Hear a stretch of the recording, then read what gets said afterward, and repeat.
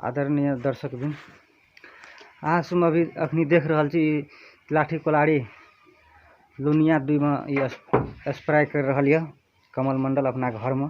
अपना सुरक्षा के लागी कोरोना से बचे के लेल में एक कमल मंडल के 2 शब्द सुन दियो की कहे छै। दर्शक वृंद, अखन कोरोना महामारी के चपेट में पूरा सारा विश्व है, संगे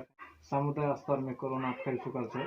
ते द्वारा सबको अपना अपना जगह से सतर्कता अपनाबे पड़ते जो 20 से 1 क्या राज बिराज में इमरजेंसी वार्ड में भरना भैकर एक कोरोना संक्रमित लाठी कोलाड़ी गाँव पालिका वार्ड नंबर 2 के पुरुष भेटल है, ओकरा संपर्क में रहल 5 गोटा फिर पॉजिटिव आयल है। अपना अपना ठाम से सबके सतर्कता अपनाबे पड़ते। हम स्वास्थ्य कर्मी के सलाह अनुसार एक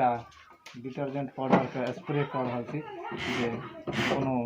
कीटनाशक औषधि कहल जाए तो उससे बचे के लिए बहुत उपाय सब सैनिटाइज करू, तकर बाद जे छै से मास्क लगाओ, साबुन पानी से देख हाथ धो, भीड़ भाड़ नहीं करू बिना काम के, एहन प्रक्रिया सब छै। तो